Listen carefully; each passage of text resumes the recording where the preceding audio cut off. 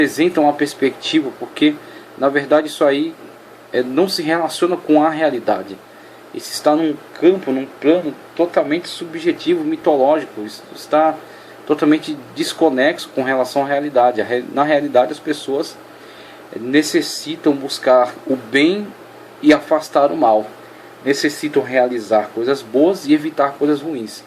Então, mesmo que tentem colocar esses aspectos das manifestações diversas, né, de bem e mal, como na verdade todas sendo vinculadas a deidades e assim sendo manifestações boas, porque são manifestações dessas deidades, na verdade nós temos sim a necessidade de fazer uma definição e principalmente uma separação entre bem e mal, buscar o que é bom, afastar o que é mal, viver o que é bom e evitar o que é mal. Então, com isso, na prática, as pessoas precisam viver isso de uma forma específica, não misturada como é colocado aí, e muito menos conceituando o mal como uma ilusão.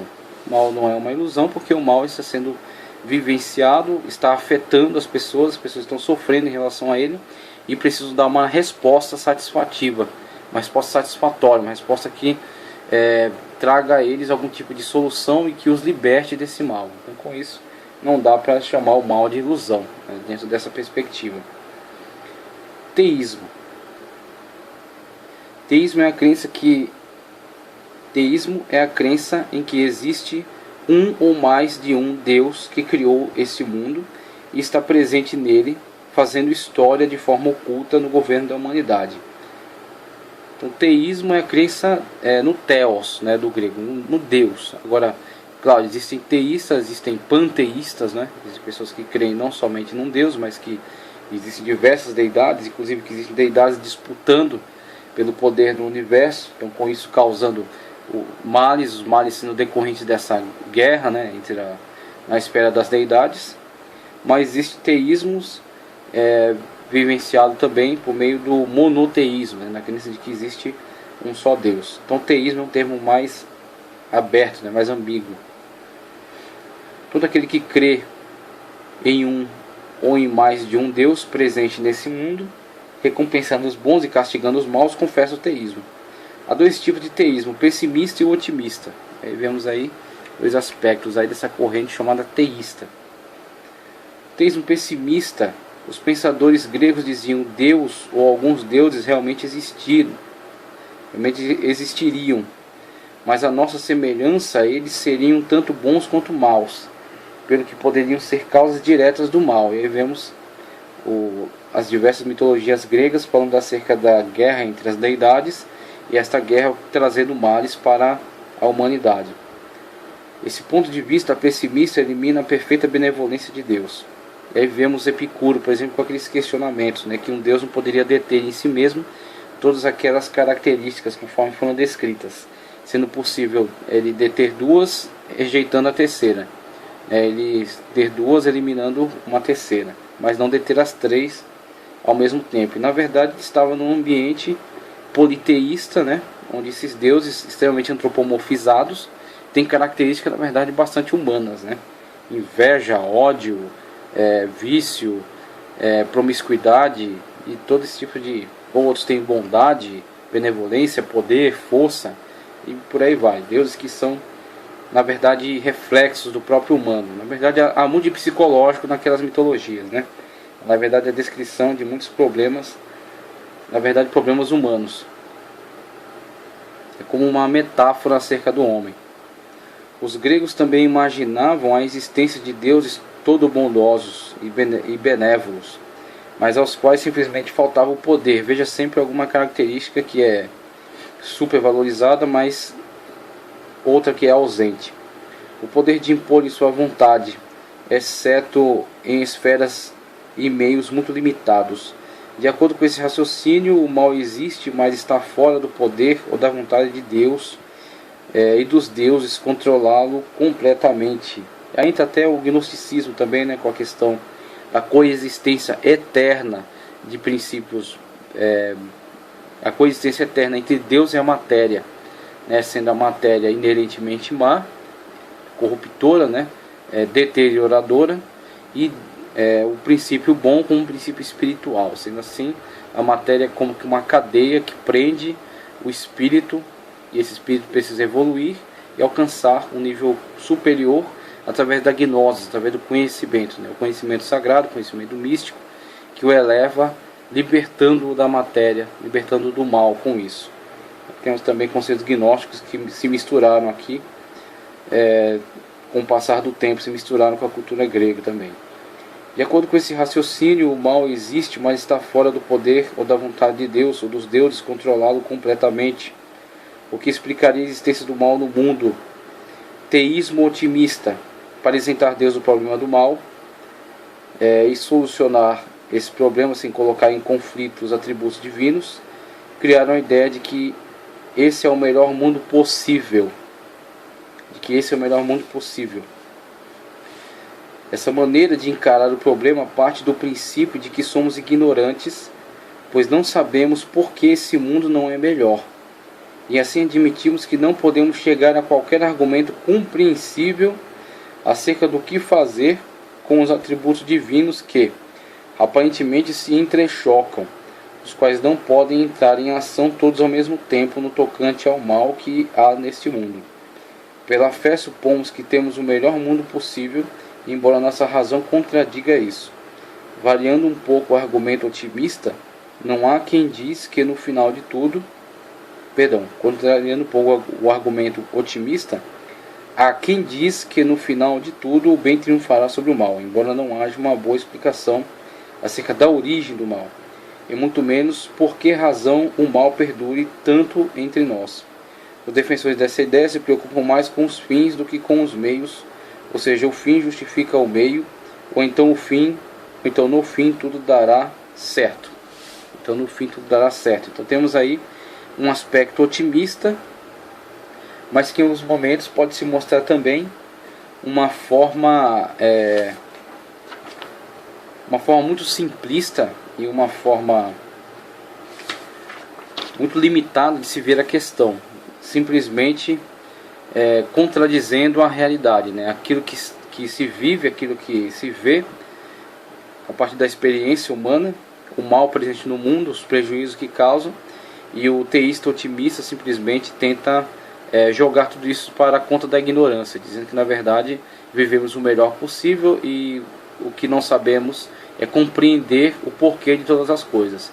E em decorrência dessa ignorância entendemos que esses males estão nos atingindo e que na verdade o que precisamos elevar é o nosso conhecimento, nossa inteligência para entender melhor toda essa situação e compreender essas situações não exatamente como males, mas como situações que não foram ainda devidamente compreendidas.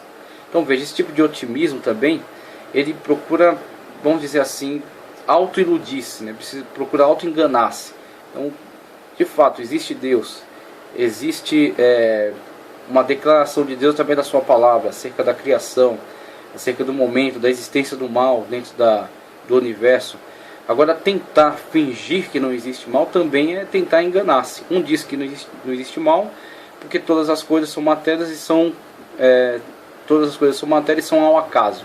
Então são simplesmente movimentos da matéria, e com isso não existe um mal subjetivo, um mal moral, né? Mas são simplesmente coisas ao acaso que podem nos afetar ou nos beneficiar. Outro diz que na verdade Deus não se relaciona com o mal, porque Deus criou todas as coisas, mas não está interagindo diretamente com elas. Quando o mal acontece, quando aconteceu assim a Voltaire, diante daquela catástrofe, né, do terremoto de Lisboa, quando ele vê que muitas pessoas foram a óbito, ele então acaba manifestando qual é a sua verdade, né, que na verdade aquilo que ele declarava acerca do deísmo, intimamente ele vivia uma perspectiva teísta acerca de Deus, tanto que ele fica irado pelo fato de Deus não ter intervindo diretamente na situação, não ter livrado aquelas pessoas de sofrer aquela tragédia. Sendo assim, o seu deísmo era apenas teórico, apenas ilusório. Ele professava esse deísmo, mas ele vivia na verdade um teísmo esperando que Deus interviesse na história e livrasse as pessoas de sofrer aqueles males. Então vemos que o deísmo também acaba se mostrando fraco diante do problema do mal. E o panteísmo, como a gente já colocou, até ideologicamente é uma forma bastante complexa de se expressar, né? Diz que todas as coisas são na verdade manifestações da deidade, porque a deidade está diluída em toda a sua criação, então as manifestações da criação são na verdade manifestações da deidade, sendo assim, pelo menos do ponto de vista dessa deidade, são boas manifestações, né? São prerrogativas da sua autoridade, né? Aquela deidade que se manifesta através de diversas formas da natureza, criação, destruição, procriação e por aí vai. Só que o ser humano, diante dessa situação, ele espera uma resposta e principalmente ele espera uma solução que não virá daí. O mal, por mais que seja chamado de ilusão, não se manifesta para ele como algo ilusório, se manifesta como algo bastante verdadeiro, bastante realista, algo que está interferindo diretamente na sua realidade. Por isso que o panteísmo não apresenta uma resposta satisfatória. E o teísmo, como acabamos de ver, a sua linha pessimista, encara inclusive a possibilidade do politeísmo, da existência de diversos deuses disputando por poder, disputando o controle sobre o universo, e nessa disputa acabam acarretando males à humanidade. Então tem essa questão pessimista e a questão otimista, que tenta fechar os olhos para a realidade do problema do mal na existência, atribuindo isso a uma suposta ignorância que, sendo sanada, pode elevar o homem acima dessa situação, fazendo-o compreender que essas situações que são males circunstanciais, são danosas para ele, na verdade serão superadas quando ele tiver toda a compreensão, o que na verdade parece mais um escapismo, né? Parece que a pessoa está tentando fugir de uma determinada situação. Mas aí apresentamos um quadro logo adiante, onde a gente pelo menos tenta expor de uma forma sistemática ao menos alguma compreensão acerca da dinâmica da existência do mal dentro da realidade, e a partir da compreensão dessa dinâmica a gente pode reagir a ela com uma nova postura, uma postura de conhecimento, não simplesmente para se elevar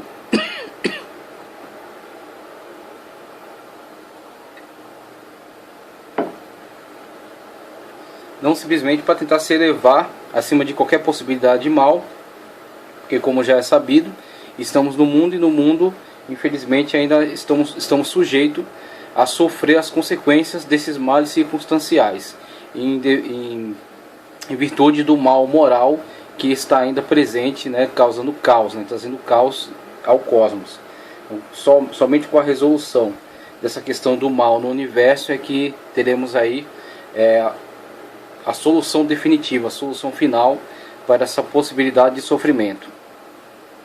Mas a partir de uma compreensão a gente consegue entender qual é a nossa situação dentro de todo esse processo, estar seguro, né, acerca da palavra de Deus, estar seguro acerca das promessas de Deus e ter a postura correta diante dessas situações, tá certo? Saber agir de uma forma madura, de uma forma inteligente. Então temos aí esse quadro que passamos a apresentar, usando esse exemplo. Um exemplo simples, um exemplo da natureza, onde vemos aí a questão da fonte da luz, tá certo? Então vamos usar aqui esse quadro, que ele coloca para nós a fonte de luz, a luz projetando-se, tá certo? Tudo aquilo que está ao alcance da luz será por ela iluminado, estará debaixo da sua influência, a luz exercerá sobre ela toda a sua influência. Então temos aqui a fonte de luz. Agora, no caminho desses raios, né, que estão sendo irradiados pela fonte de luz, no caminho encontra um anteparo, conforme está colocado aqui, esse anteparo. Então esse anteparo colocado aqui no caminho da irradiação da luz oferecerá um obstáculo a ela. Então este obstáculo que oferece a irradiação da luz bloqueará a incidência da luz. Então veja, aqui temos a fonte de luz, né, a irradiação da luz, o anteparo oferece um bloqueio, então com isso impede a incidência da luz em alguns pontos. Aqui continua sendo iluminado, só que esta região aqui estará agora debaixo de sombra, né? Essa região estará sob a influência das sombras em virtude do bloqueio oferecido pelo anteparo que impede a irradiação da luz, né? Está entre a fonte de luz e esta plataforma aqui. Então vemos aí, a partir desse simples exemplo encontrado na natureza, né? Muito simples mesmo, a gente pode, a partir dele, raciocinar um pouco acerca da existência e a realidade do bem, como tendo sua origem a partir da luz inacessível que é Deus, como foi colocado lá por Paulo na sua carta a Timóteo. Então Deus é a origem de todo bem, Deus é a luz, habita na luz inacessível. E toda ação que provém de Deus, Deus é o supremo bom, que habita na luz inacessível, e toda ação que provém de Deus é aquele bem que irradia sobre toda a criação. Então vemos aí, por exemplo, o Cristo como o verbo divino, sendo criador de todas as coisas, tudo sendo feito por Ele, e como João diz, sem Ele nada que foi feito se fez, e Ele criando todas as coisas a partir da sua natureza boa, e como diz em Gênesis, tudo que Ele criou é bom. Então tudo que é bom é aquilo que está debaixo da influência direta, da incidência da luz, que é Deus. Então a luz que é o Senhor, tá certo? A partir da sua criação, a partir da sua ação criadora, tudo aquilo que está debaixo da sua influência, tudo aquilo que é bom. E vamos colocar assim o anteparo como sendo a criação de Deus chamada livre-arbítrio. A criação de Deus chamada livre-arbítrio. E aí temos aí os textos que dizem: o mal não é necessariamente um ser, tá certo? O mal não é necessariamente algo criado por Deus, mas a ausência do bem, ou a ausência daquilo que é bom, tá certo? Da natureza boa de Deus, a ausência da incidência desta ação boa de Deus, tá certo? Quando se isola desta incidência, dessa influência boa, benéfica, que é a vontade boa de Deus. Como a sombra é a ausência da luz. E aí temos aqui os dois indicadores, como sendo a luz, a origem de todo bem, da onde está Deus e a influência dele sobre toda a criação. E os seres que de fato existem são todos os seres criados por Deus, que têm vontade, que têm poder volitivo. Temos aí na esfera das criações todos os seres angelicais, e temos os seres humanos dotados de poder de escolha. E o poder de escolha é potencialidade para a influência do bem que é Deus, ou a potencialidade da negativa da influência do bem que é Deus.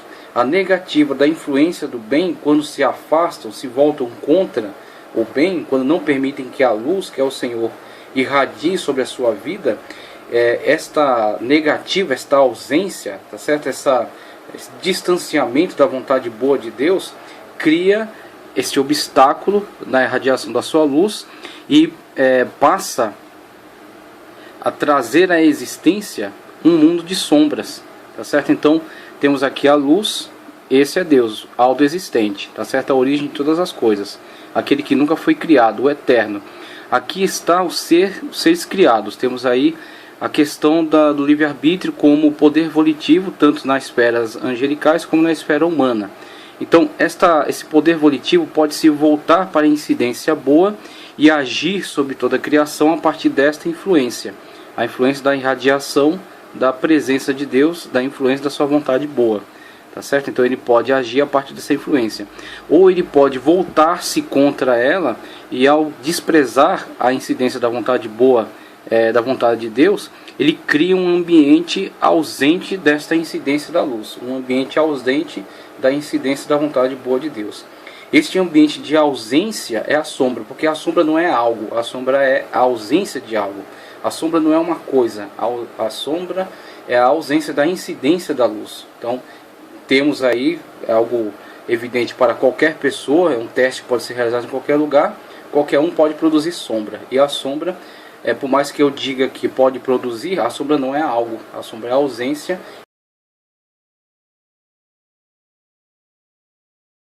de algo. A luz existe.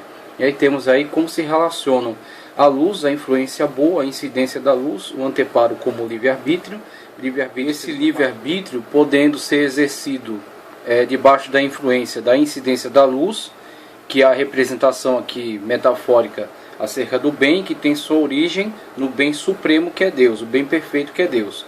O bem perfeito que é Deus pode ser vivenciado pelo bem relativo dentro do homem, a partir do uso correto do livre-arbítrio, permitindo a incidência, a influência do bem sobre a sua ação. Então, quando os seres volitivos permitem que o seu livre-arbítrio seja influenciado pela incidência do bem, que é Deus, ele está agindo debaixo da luz. As suas atitudes são pautadas debaixo da luz. Como Cristo fala, né? Andai na luz. Tem que andar na luz. Por quê? Se você anda os que andam nas trevas não sabem o que fazem. Estão andando, mas não têm plena noção acerca do que estão fazendo. Estão tomando suas atitudes, influenciados por poderes que eles mesmos desconhecem, né? Que vão levar eles ao caos, à destruição. Agora, agindo sobre a luz, é aquilo que Jesus estava dizendo. A influência vem de Deus. E Deus, de fato, é o sumo bem, é o supremo bem. Então temos aqui esse exemplo, só para colocar de uma forma bastante prática, este relacionamento entre luz, entre o livre-arbítrio, né, o poder volitivo dos seres criados, seres com racionalidade, e temos aí a ausência da luz, o mau uso do livre-arbítrio, a rejeição à incidência da ação boa de Deus, a rejeição à influência boa de Deus, dando então lugar, ensejo, à manifestação da sombra. A manifestação da sombra como uma zona ausente da luz, uma zona onde a luz não está incidindo. A vontade boa de Deus não está agindo sobre esta região de sombras criadas pelo mau uso do livre-arbítrio, quando o ser volitivo volta as costas para Deus e age a partir de então em contradição à sua vontade perfeita, à sua vontade soberana. Então por isso que temos o texto aqui. O mal não é necessariamente um ser, mas a ausência do bem, do supremo bem, vindo do ser bom que é Deus, bom ao nível perfeito, né? Bom em absoluto, sendo nós tornados bons seres relativamente, quando estamos debaixo da influência boa de Deus. Como a sombra é a ausência da luz. Então temos aqui os seres, e esse texto aqui é apenas um texto referencial, para nós vermos aí qual o resultado da ausência da luz, ou a ausência da influência boa, da vontade boa de Deus. Consequências do mal. Temos aqui o texto de Lamentações de Jeremias, capítulo 3, versículos 29 ao 39, que diz: põe a sua boca no pó, talvez ainda haja esperança, dê a sua face ao que o fere. Farte-se de afronta, pois o Senhor não rejeitará para sempre. A esperança da vontade boa de Deus novamente agindo, e a misericórdia de Deus trazendo perdão, né? Pois ainda que entristeça alguém, usará de compaixão segundo a grandeza das suas misericórdias.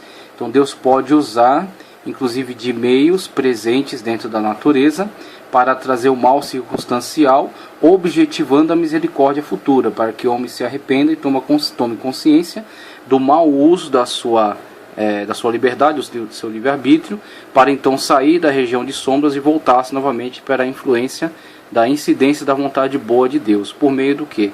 Por meio muitas das vezes de males que vêm sobre ele, males circunstanciais que são permitidos por Deus, que venham sobre ele, para que ele se conscientize e se afaste do mal subjetivo, o mal moral, tá, ok?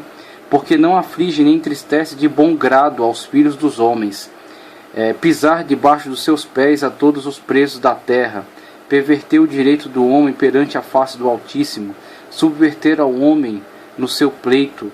Não veria o Senhor, não veria todos esses males circunstanciais, né, advindos, oriundos da influência do mal moral presente do homem, todos esses atos de maldade aqui, aos quais o Senhor dá justa recompensa, né? Ele é um Deus que traz o juízo. Quem é aquele que diz assim acontece? Quem é aquele que diz e assim acontece quando o Senhor não o mande?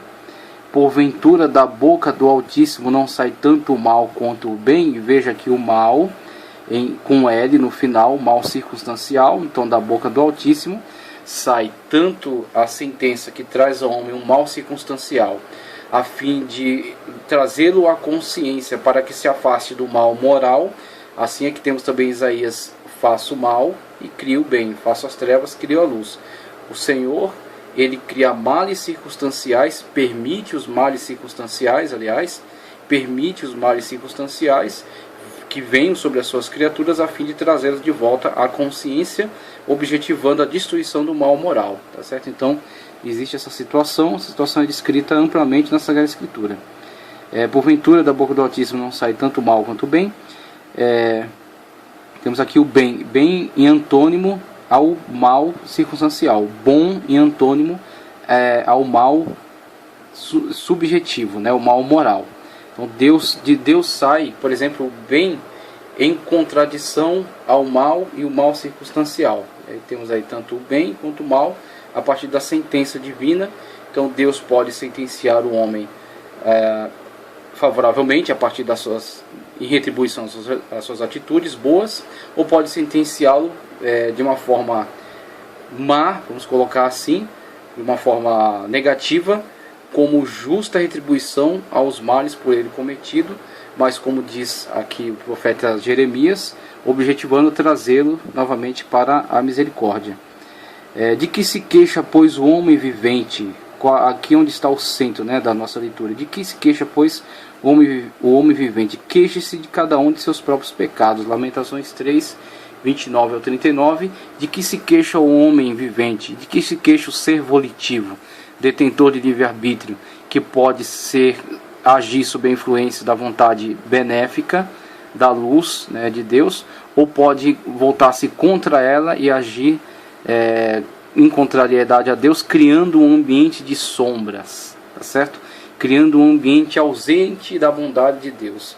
Um ambiente ausente da bondade de Deus necessariamente será um ambiente de males, tá certo? E aqui está o mal moral, tá certo? Aqui está o mal moral dentro dessa ação má, criador do mal circunstancial que se dará dentro de todo esse ambiente sob a influência de uma ação contrária à boa vontade de Deus, tá certo? Então temos aqui a perfeição divina, a vontade boa, o livre-arbítrio, tá certo? Potencialidade para obediência à ação boa de Deus ou negativa à ação boa de Deus, com consequência da criação de um ambiente ausente da boa vontade de Deus, necessariamente um ambiente de sombras, um ambiente onde o mal circunstancial está presente, a partir do mal moral criado pela má escolha, criado pela negação à vontade boa de Deus. E aí temos a ausência do bem, né, em função do mau uso, veja o mal, tá certo? Mau uso do livre-arbítrio ou pecado. Eis aí a origem do pecado. O pecado a partir do mau uso do poder volitivo, o mau uso da vontade, a vontade não sendo usada como vontade boa, e atendendo à vontade boa de Deus, atendendo à influência de Deus, uma vez negando-se a vontade boa de Deus, essa negativa é então o mal moral, a origem do pecado e, como circunstância, os males circunstanciais de toda a criação, que temos visto aí prejudicando a todos os seres criados. Submissão à vontade de Deus para a vida eterna, né? Submissão à vontade de Deus para a vida eterna. E aí a vida eterna detida de uma forma absoluta por Deus, só Deus é eterno, mas Deus podendo tornar eternizáveis os seres que estão debaixo da sua influência.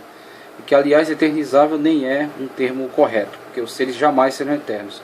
Os seres são infinitos, então tornando-os infinitos a partir da incidência da sua vontade boa, né? Sob a influência da sua vontade boa. Como o homem e a mulher que estavam no jardim tinham acesso ao fruto da árvore da vida. Então, através do fruto da árvore da vida, eles davam prolongamento à sua existência. E a sua existência dentro de um ambiente criado por Deus, dentro de um cosmos. Aquele ambiente criado por Deus, um ambiente perfeito, onde não sofriu a influência de possíveis males circunstanciais, não advindos de um mal moral, mas advindos simplesmente de movimentos sistemáticos do cosmos, né, que poderiam vir a causar males circunstanciais a eles, mas dos quais estavam privados, estavam livres, por causa da obediência de Deus e da convivência dentro de um ambiente perfeito, um ambiente criado por Deus para eles. A partir do momento que usaram seu poder volitivo para contrariar a vontade boa de Deus e agiram em desobediência, essa ação permitiu que neles entrasse o mal moral, que já estava presente por causa da ação do diabo, que já havia atentado contra Deus, já havia sido expulso, tá certo, do ambiente celestial. Agora o homem compartilha dessa situação, também se coloca numa situação de trevas, perde o acesso à árvore da vida e, além disso, é expulso daquele ambiente perfeito criado por Deus, tendo que lavrar a terra da qual foi tirado, sendo então exposto à incidência de todos os males circunstanciais, tá certo? Tanto aqueles que não necessariamente são advindos de um mal moral, quanto outros que são lançados sobre um homem como uma forma de justa retribuição, como uma forma de punição, e também como uma forma, automaticamente também uma forma pedagógica de fazer o homem tomar consciência do seu pecado, tomar consciência do seu crime e voltar-se para Deus, evitando ou lutando contra ou se opondo ao mal moral que está presente dele, fazendo penitência perante de Deus. Então, penitenciando-se perante Deus, esperando a sua misericórdia, como o conselho do profeta Jeremias. Põe a tua boca no pó, porque talvez haja esperança. E há esperança. Há esperança quando o homem, conscientizado acerca do seu estado de malignidade, de maldade, o homem se volta para Deus e espera nele a sua misericórdia, o seu perdão. E Deus é como na descrição de Cristo, na parábola do filho pródigo, Deus é um pai que espera de braços abertos pela reconciliação. Então Deus promove ao homem a possibilidade sempre de reconciliação a partir do reconhecimento do mal moral, a cessação dos males circunstanciais causados, advindos da influência do mal moral, e a submissão à vontade boa de Deus, à luz, como Cristo veio trazer a luz a nós. João assim nos declara que ele é a luz dos homens, ele veio trazer esta luz. A luz está irradiando por meio do Evangelho. Aqueles que aceitam a Cristo Jesus como seu único e suficiente Salvador, que são feitos nova criatura, justificados pela obra salvífica, a obra vicária de Cristo Jesus na cruz do Calvário, justificados, regenerados, feitos em nova criatura, nascidos agora da água e do Espírito, nascidos de novo, como ele disse para Nicodemos, tá certo? E santificados, colocados apartados de todo esse mundo de trevas na qual estavam inseridos, e colocados dentro, como Paulo fala também em outro lugar, transportados para o reino do Filho do seu amor, ou para o reino do seu Filho amado. Tá certo? Então, a partir daí, a incidência sobre a vontade boa e o controle, a subjugação da vontade má, tá certo? O mal moral presente dentro desses seres criados. E aí, na continuidade, Paulo vai falar acerca da luta interna de cada um, tá certo? O bem que eu quero fazer, isso não faço, todavia o mal que eu quero, isso faço. Isso é a guerra interna do homem contra o mal moral, para que o mal moral, o seu corpo, não seja usado sob influência do mal moral e traga os males circunstanciais do diversos tipos de manifestações do pecado. Tá certo? Então, a partir dessa básica explicação aqui, a gente vai dar continuidade à matéria com as próximas aulas, explicando mais acerca do pecado, suas consequências e suas manifestações. Mas trazemos isso aí para tentar ilustrar, tentar trazer de uma forma simples, clara, pelo menos alguma coisa acerca do pensamento, acerca da relação entre Deus, aquilo que Deus de fato criou, os seres volitivos, e a possibilidade de submissão à vontade boa de Deus ou rejeição à vontade boa de Deus, criando um ambiente ausente da vontade boa de Deus. E esse ambiente, sim, é onde existe primeiro o mal moral da má escolha do homem, causando os males circunstanciais, a destruição do cosmos, o caos colocado dentro do cosmos. Deus com certeza trará, a partir do seu poder, da sua autoridade, sua soberania, um Deus todo-poderoso, um Deus onisciente e um Deus todo-bondade, trará a solução final a essa situação, quando for o seu tempo, o tempo Kairos, o tempo que Deus determinou para si mesmo, tá ok? Então, damos continuidade então na próxima aula.